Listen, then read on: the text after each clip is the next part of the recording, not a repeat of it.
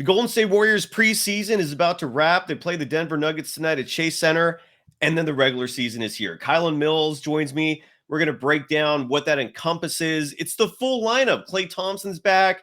This power forward they have named Dramond Green is playing, who's been in the news for some reason. I don't know what's going on there, but we'll break all that down next. As usual, this is Locked On Warriors. You are Locked On Warriors, your daily Golden State Warriors podcast. Part of the Locked On Podcast Network, your team every day.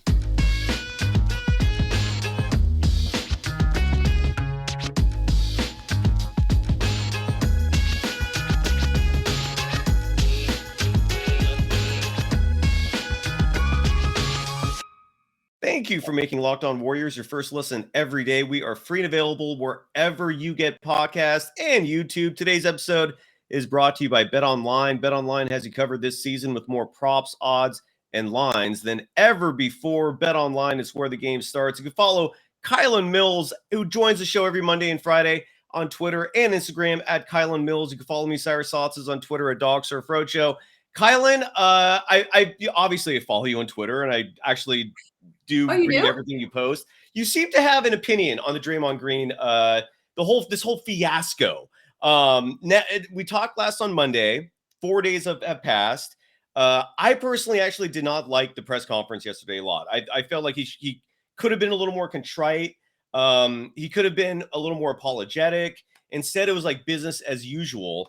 We'll play some sound bites from that. But your thoughts in the 4 days since we last had you on the show in terms of Draymond Green and everything that's going on?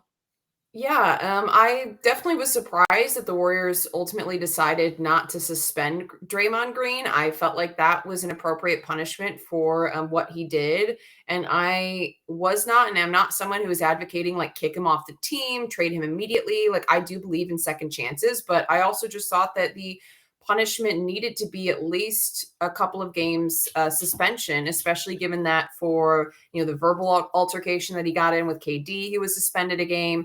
Other teams, if you look around the league, when there is a punch situation, even in practice, typically teams do suspend those players for a certain number of games. So I thought that was what should have been appropriate, and that really should have set the tone for what the Warriors are going to allow moving forward. Because as I mentioned on Monday, I just think it's you got to be careful about towing that line of setting a precedent. So now what if someone punches a teammate now later down in the season? What happens? What's the response? There's, a precedent has been set that you're not going to be suspended for any regular season games. So I don't know. I just think you have to be really careful about towing that line. So I was a little bit surprised to see that given the outcry of backlash. I think a lot of fans were really, touched and hurt by what they saw in that video. From what I've read in all the reports, other players, teammates, I mean, everyone definitely had, felt like this was a breach of trust, and it was tough to watch that video. So I was a little bit surprised. However, if Jordan Poole's on board with this, and this is something that he signed off on, approved of, wants to happen, is to have Draymond return and to play tonight, then who are we to say otherwise, or that they should have made a different decision? So I think that's a huge part of it is just the fact that if Jordan Poole is signing off on this and is saying that he's good with it, I mean, then I guess the team decided that's the right thing to do. I think that a lot of credit should go to Jordan Poole for showing a lot of maturity. Obviously, him and Draymond must have had some good conversations, as was reported over the last couple of days. But still, for him to be okay with Draymond returning to the team and yesterday and then playing in this preseason game without any kind of suspension, I think that shows that he's a really selfless player and is an excellent teammate. And Yes. It shows a lot of maturity from Jordan Poole. So those are my couple of thoughts. Like I said, I think that a suspension would have been more appropriate. I understand if Jordan Poole's okay with it, and he's signing off on this being the retribution for Draymond Green, the organization wanting to move forward. And honestly, I'm a little bit surprised that Jordan Poole was able to move on this quickly or signed off on having Draymond return this quickly. And I think it speaks a lot to his character. Mm-hmm. In regards to yesterday's press conference, I wish there would have been a little bit more of a remorseful tone from Draymond Green. I felt like, I don't know. I wasn't really sure, just based on the way that he spoke and the way that he carried himself. how much he actually understood the impact of his actions and the breach of trust. I know I didn't specifically see this part of it, Cyrus, and I would love for you to provide some clarity, but I know I saw 95.7 The Game tweeted out that when Draymond was asked about rebuilding trust, that he responded and said, when I hear the word trust, I'm not sure what's the most fitting. That's the most fitting word of what people are trying to say. What does that truly mean, referring to trust? I don't quite know. And that was part of his quote in response. And it's like, really, you don't quite know? And I don't know. That rubbed me the wrong way. But do you know like any additional context to what he said in regards to trust? Yeah, I actually have that sound clip and video clip queued up right now. I'm going to play it. Let's do it.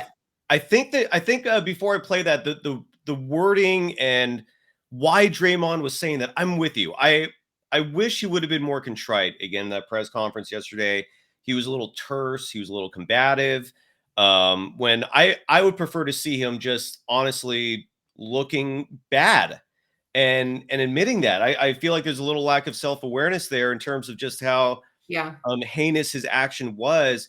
I do want to add this. I really do think the Warriors would have suspended him if not for ring night. The ring night thing just really is what complicated this thing much more than it probably should have been. If it was not ring night next Tuesday, I'm very confident, and I think I saw some report out there that echoed similar sentiments that he would have been suspended. I'm positive of that. But ring night and how much he's meant to this dynasty, it just really threw a wrench in everything. But here's the clip of Draymond where he brings up trust. And I think a lot of this was in relation to Kevon Looney's quote last week where he alluded.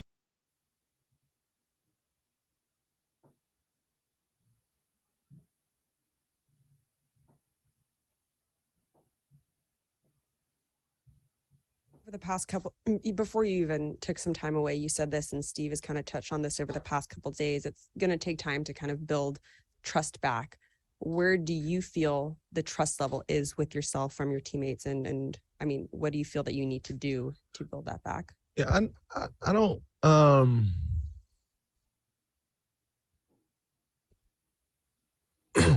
when everyone says like build trust as a team, I don't really quite understand that. What's trust? Is it trust that you're going to make the right play? I think I always make the right play. I mean, to the best of my ability. I don't always make the right play, but to the best of my ability. So, is it that? Is it like, what is that? I'm going to interrupt you real quick just to answer that for Draymond Green. How about trust in you not cold cocking your teammates if you get pissed off? Right? I mean, right? Yeah. Trust that you're going to keep your emotions in check. Trust that you're not going to turn on a teammate in moments when you do get frustrated in practice or you maybe do get emotional in practice. Trust that you're going to have their back no matter what. And turning in and punching someone who doesn't have their hands up isn't having Jordan Poole's back no matter what. And that's something that has to be strong within a championship organization. The players have to trust the players around them are not going to do what Draymond Green did and not going to ultimately turn on a teammate because that's what he did. Like I said, Cyrus, what if Jordan Poole had broken his jaw? What if he was hurt? What if he missed the beginning of the season because of this?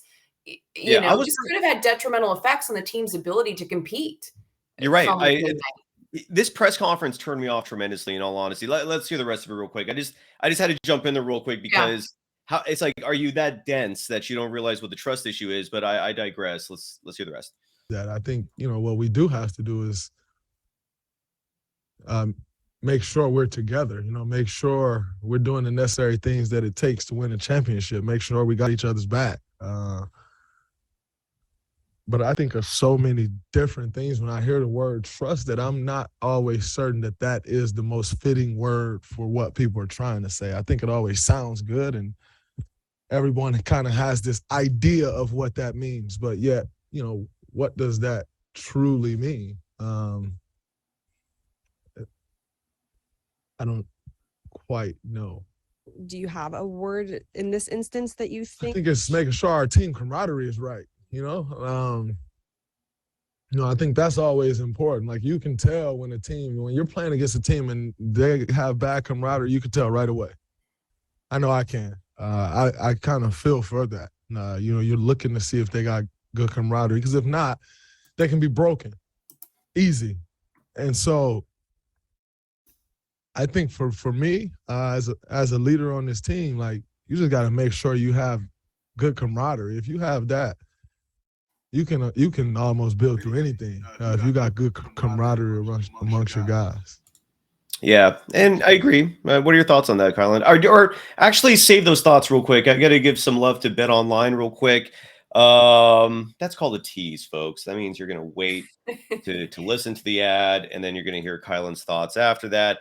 So betonline.net, they're your number one source for football betting information this season. Find all the latest player developments, team matchups, news, podcasts, and in-depth articles and analysis on every game you can find. In fact, I'm going to go to betonline.net right now to find out for you special group of degenerates out there that love to bet on preseason basketball. You can do it. It's psychotic. You can do it. And oh my goodness, I can't even find that. That's how I think even BetOnline thinks the folks who bet on preseason games are degenerates. I I can't find it. Whatever. So I'm gonna guess I don't know what it's gonna be. Who cares? As always, BetOnline remains your continued source for all your sport wagering information. They've got live betting. They've got all the information you need. And now I'm going crazy. I want to find what the line is for this Warriors game. So I guess I have to actually Google search it. See, BetOnline, that's how responsible they are. They actually don't want you betting on preseason games, even though you can if you go to their main website. So they're playing the Nuggets tonight. Let's see what the line is. Kylen, what is your guess on what the line is for tonight's preseason game? I found it. Oh, interesting. Definitely Warriors. I'm going to say Warriors getting 6.5. Close. Yeah, it's actually 8.5. Okay. Wasn't too Yeah, far so off. there you go. And again, you can bet on that with BetOnline. It's just betonline.net wants you to bet responsibly, folks. So let's wait till Tuesday. But again, if you just are jonesing to bet on the Warriors, it's -8.5. Head to betonline.net or use your mobile device to learn more. BetOnline, it's where the game starts. You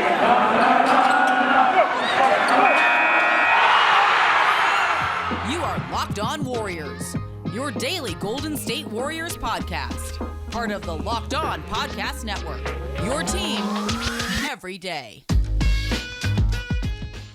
Thank you for making Locked On Warriors your first listen every day. Go check out the Ultimate Pro Basketball Preview 2022. It's a 6-episode extravaganza to get you ready for the NBA season. The local team experts and the NBA insiders of the Locked On Podcast Network and Odyssey, they're all combining into one ultimate NBA preview. Search for Ultimate Pro NBA Preview 2022 on your Odyssey app, YouTube, or wherever you get your podcasts. You can follow Kylen Mills on Twitter and Instagram at Kylen Mills. Your thoughts on Dramond Green talking about trust and camaraderie? Yeah, it's disappointing to hear him have that response, Cyrus. I mean, Draymond Green is an incredibly smart person. For him to say, I don't really understand what trust means or what exactly the definition is in this instance, I just find that hard to believe. And it's actually funny because I just out of curiosity, while that clip was playing, I wanted to look up the definition of camaraderie because I'm like, isn't trust an integral part of camaraderie? Sure enough, according to Oxford and a number of other dictionaries, it's a mutual trust and friendship among people who spend a lot of time together. That's one definition. A spirit of trust and goodwill among people closely associated in an activity or endeavor. So, I mean, trust is at the basis of camaraderie. So I just think it's really funny to me that, he says, oh, well, trust isn't the right word. I don't really understand what that means. What exactly are people looking for when they say that trust needs to be earned back in the situation? Then when he's asked about, well, what word do you feel is more appropriate? He brings up camaraderie, and literally like the two elements of camaraderie, according to most definitions, are trust and friendship. And those two things go hand in hand. So for him to say that he doesn't understand, to me shows, kind of like you said earlier, just a lack of self-awareness and a lack of understanding of exactly, how serious his actions were and how potentially detrimental to the team that they were. And that's concerning to me because in order for an individual to change, there first has to be that sense of self-awareness and the recognition of the gravity of your actions and what you did wrong to put you in the situation. In order to be able to truly change and move forward, first you have to be able to recognize that. To me, this press conference dripped with lack of self-awareness. And I think that's a big concern moving forward because like I just said, you have to be first self-aware of the actions that got you to that point in order to figure out how to change and how to move forward and how to facilitate that process. And he does need to earn back the trust of his teammates, whether he understands what that means or not. And like we were just kind of saying when you stop the clip, is they need to be able to trust that Draymond is going to do what's in the best interest of the team, that he's going to be able to keep his emotions in check, that he's not going to do something like that again. Like, it's not about whether or not they trust him to make the right plays on the basketball court, because Draymond's talking about camaraderie. It's just as important that they trust his reliability and all those other aspects as they trust that he's going to make the right decisions on the floor. And that's a big part of camaraderie. And right now, I would imagine, and based on what we've heard in these press conferences, I don't think everyone on the team necessarily trusts that he's fully going to do that. And it is going to be a process for him to earn that trust back.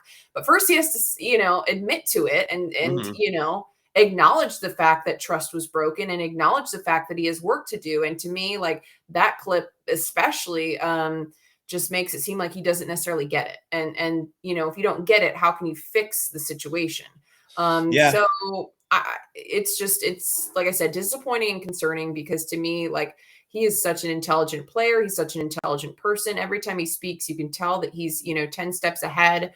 And typically, he's very deep in a lot of the things he says in his press conferences that you're like, wow, I never even thought of that. So to me, it's like very surprising to hear this from Draymond Green specifically, because he is such a cerebral player and person. So for him to not understand and have that awareness, it's surprising and disappointing. And I don't know what's going to change. And maybe some of his teammates could talk to him or whatever else. But like, to me, it's just that if he lacks a self-awareness and isn't able to acknowledge that the trust needs to be regained, then how is he going to do it? Yeah. And again, there's a huge possibility that behind the scenes, everything's good. Like, we don't know. And this is just, he's just annoyed at the media. It's worth noting he kept the media waiting for 2 hours before he talked to him. That might have been intentional. I mean, he is a media savant. And who knows? I mean, maybe he has issues with the way the media is reported on this. I'll say this. If he does anything like this again, he's done. He has to be aware of that. So maybe there's a bright side to all this, which is that he finally crossed such an egregious line that it's, you're on thin ice, buddy. Like, this is it. If you mess up, you're out. But he also talked a lot about his salary and his contract, because obviously that came a little bit, because whether or not it was intentional, I mean, we're all human beings, we're flawed. Subconsciously, maybe that was an issue of his. Who knows? I mean, we don't even know for sure what was said. Speculation, and some reports actually have come out that said that Jordan Poole referenced a triple single, and that's what triggered Draymond Green. I really hope that's not true, because that's incredibly petty response to a crack like that. But he talked about his long-term future with the team and the contract and the extensions, and he made a lot of references to the fact that his contract is actually for 2 more years. So take a listen and make of it what you will. This incident has kind of sparked a wider conversation about your future with the Warriors. I mean, which was already, kind of coming up, obviously, with the unsettled contract situation. What is your general view of, your future here? And do you feel like this incident may have impacted that at all? My general view of the future here is I'm here this year trying to win a championship. I have a contract that ranges through next year. If I so choose to pick up that option, and that is my view of how it'll be here. We all have a goal to win a championship, and that is that. As far as what I think of a contract or an extension, we started the season. Starting the season, we started camp, and I spoke on that at the very beginning and said I don't think we'll do an extension. Quite frankly, that doesn't mean that I won't be back here. I just don't think we'll do an extension this year.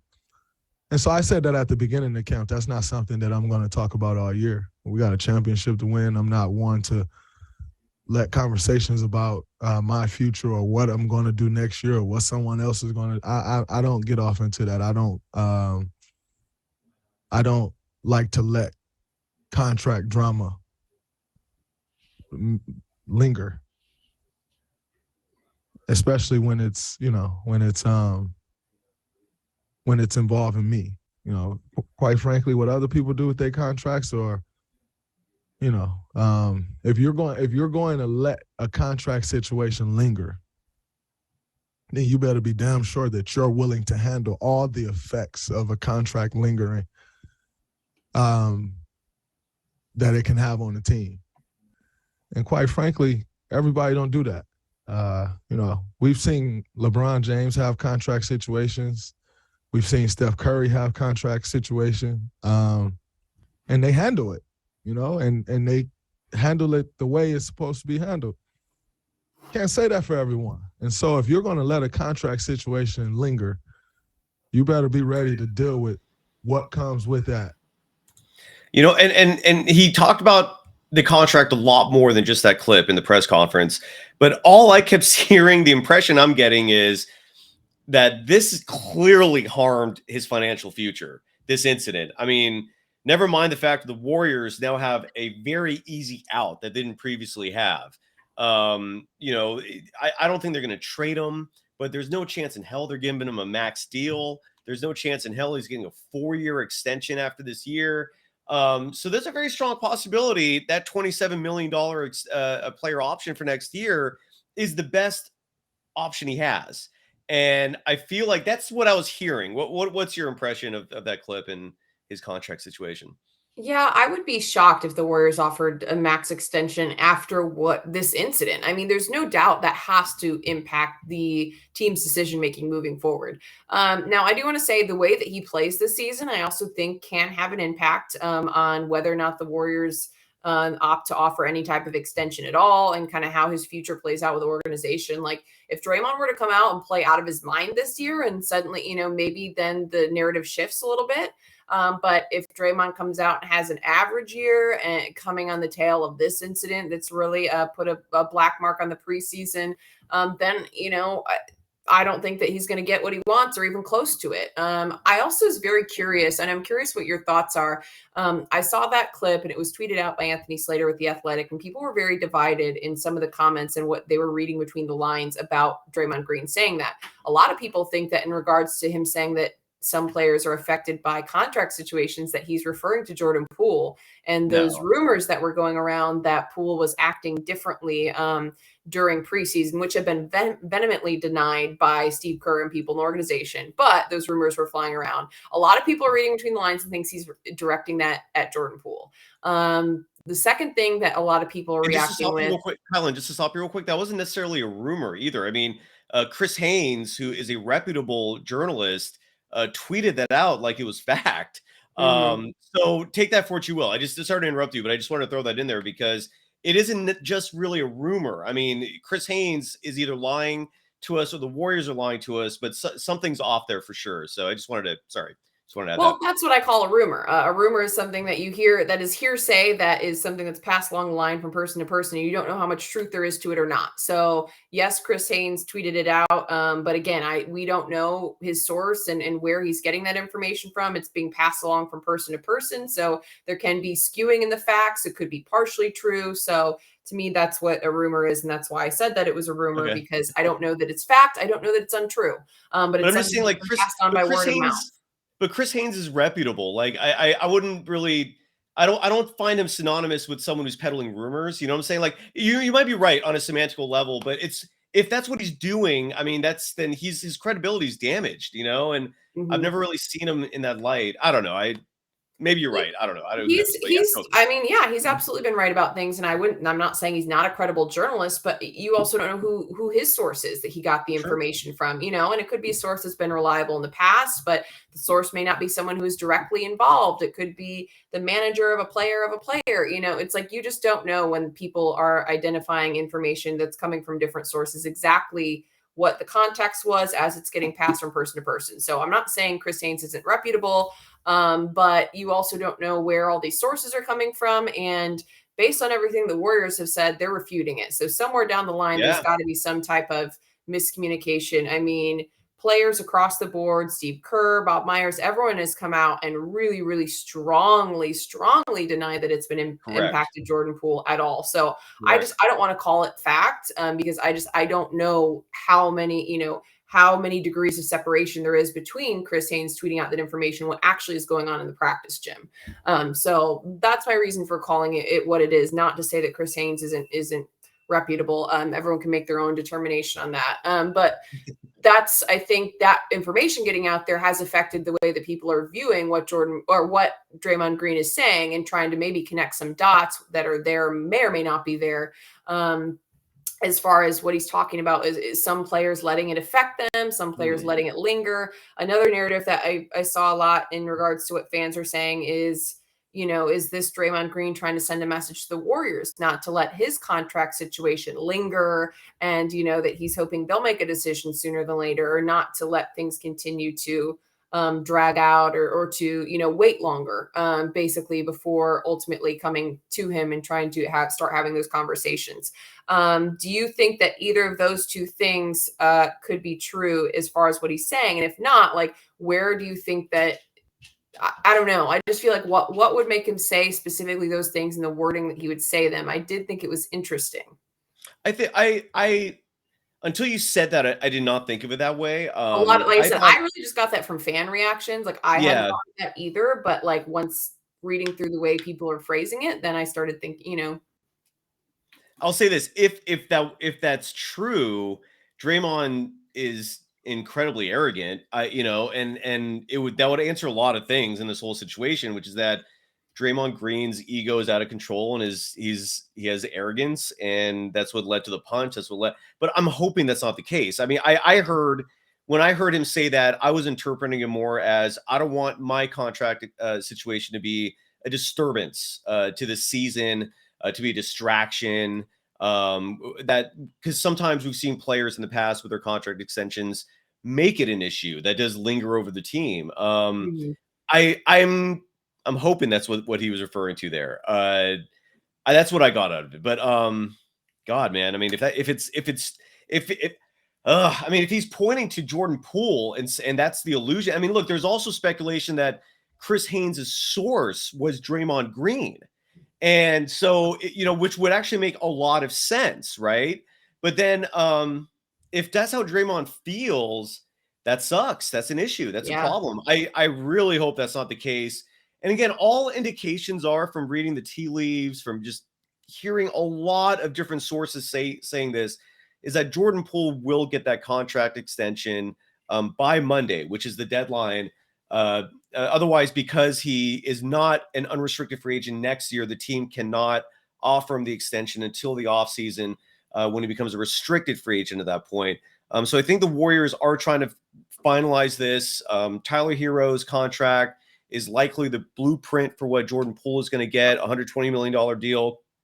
And in all honesty, I think if he gets that deal and the Warriors come out on ring night, guns blazing, and they annihilate the Lakers, a lot of this will start tempering down, right? I mean, would you agree with that? What do you think?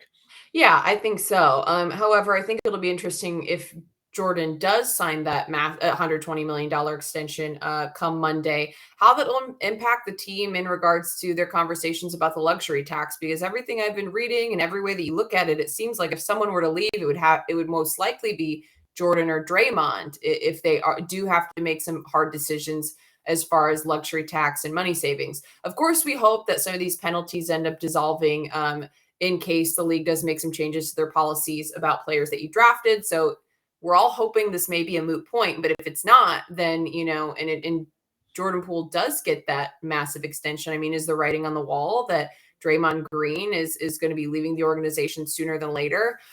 Because the Warriors are going to be in a bind when it comes to that luxury tax really, really adding up. And there's also the question of, does Draymond Green want to stay a Warrior? And that's some speculation that's been out there a lot, that maybe he would want to, move on and try a different team, or the players he wants to play with. I also think, given where he's at in his career and he's won so many championships and he's had so much success with the Warriors, that maybe he does want to change the scenery. That would be understandable. And I know there are some players that you look at, like Steph Curry, that you hope are lifetime Warriors, but like not everyone from this championship roster can be lifetime Warriors, right?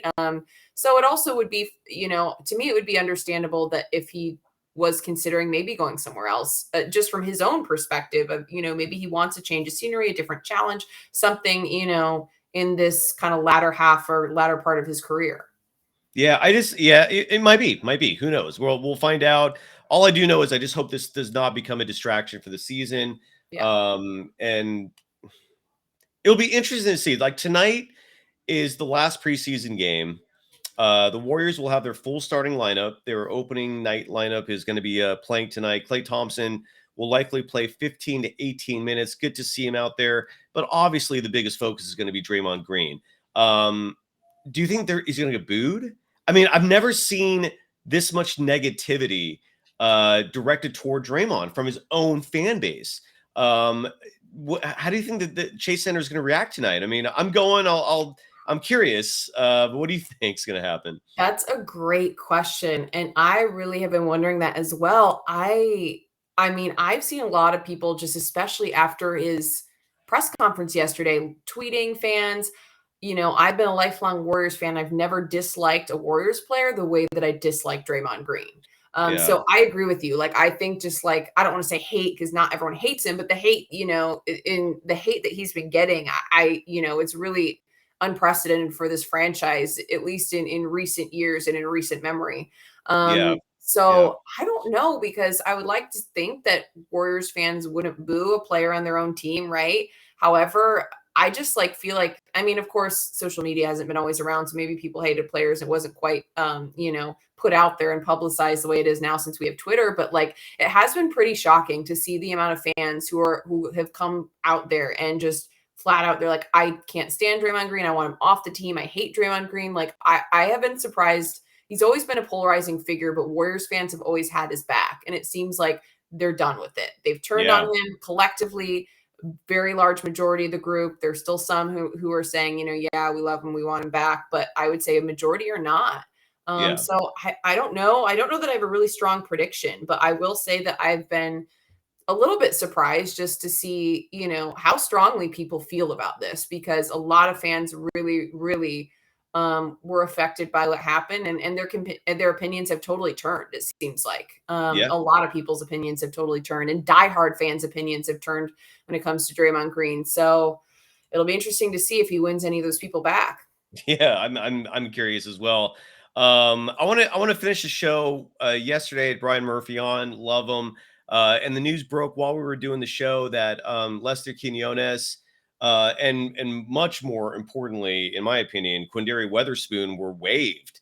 The Weatherspoon decision was particularly shocking to me. I thought not only that he was going to be a two-way player, but I thought he was going to potentially earn a guaranteed deal and be on the roster come playoff time. Steve Kerr said the decision was related to need in terms of position, but he did not provide specifics. So I have no idea what he's alluding to in terms of what position is in need, like what they want to fill, and the players that it leaves on the roster that could take those two-way deals. Pat Spencer is a name that keeps being mentioned. I actually like this a lot in terms of what I've seen of the court so far. And a couple other players as well include is it Ty Jerome? Yeah, who was recently added. There is Anthony Lamb, who I have mixed feelings about him. I mean, he actually can shoot the ball. He was 2 for 3 from beyond the arc in the last game, and he's a stocky 6'6". So he might actually get the deal. And then a wild card, because Kerr did mention that they might also peruse the waiver wires, because players get released all the time. Kemba Walker was just released by the Detroit Pistons. I don't know if that's someone that is a need for the Warriors. I don't know if they want another point guard, but who knows if he's completely washed. Your thoughts on just, I guess Kemba Walker can't get a two-way deal, so never mind, scratch that. So it's going to be one of these players, most likely. Your thoughts on, is there anyone stick out to you as a favorite? Yeah, what do you think? Yeah, so Lester didn't surprise me as much as Quinndary Weatherspoon surprised me. I mean, not only I think that he'd proven enough that he is a two-way caliber player, but an NBA roster caliber player. And not just in what we saw in preseason. I actually just saw someone tweeted back at me saying, oh, well, I didn't think he looked good in preseason. But also you have to look at his body of work with the Golden State Warriors. And I thought he had flashes and some nice showings last season. I thought that Q, especially in light of GP2 leaving, was going to be a nice defensive addition or adding some defensive depth because he is a good on-ball defender. And having him at the end of the bench would have been great. And he has a big two-way potential.